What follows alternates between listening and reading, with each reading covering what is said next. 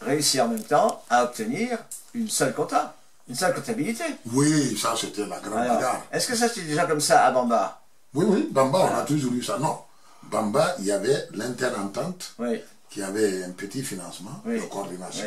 C'est chaque entente qui recevait ses financements. Donc voilà. Donc on n'était pas dans la même situation. Alors qu'à la FONCS, c'était un seul programme.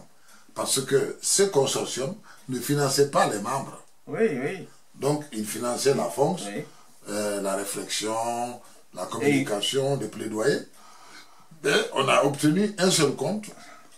Donc puis, en fait, on mettait ensemble les ressources. Ce n'était pas facile. Mais ce qui nous a aidé, c'est l'acceptation par la FONCS d'un audit.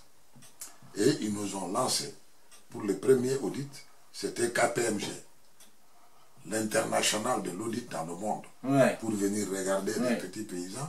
Mais bon, jusqu'aujourd'hui, l'audit annuel de la FONCS est devenu une réalité. Oui. Voilà. Et cet audit était partagé entre tout le monde. Mais, avant l'audit, avant KPMG, la différence par rapport entre ce que j'ai vécu au Burkina Faso, à l'époque de CISES, et vous, c'est que l'évaluation était crainte au Burkina, c'était presque physique, et elle était plutôt bien acceptée, et même demandée. Au Sénégal. Oui, nous avons fait, bon, ça aussi, ça vient de Bamba, parce que toujours dans notre réflexion de nos responsabilités, on a dit également qu'on ne pouvait pas être avec des gens et dire qu'ils ne sont pas concernés par nos affaires. Alors donc, pour cette raison, nous, on avait l'auto-évaluation annuelle. Donc notre rencontre, les partenaires aussi nous disaient, oh, vous nous avez dit que c'est ça que vous allez faire et on n'a pas vu ça. Donc, on avait l'habitude. Et ça nous a fait du bien parce que ce n'était pas dans le but de se tirer les uns sur les autres.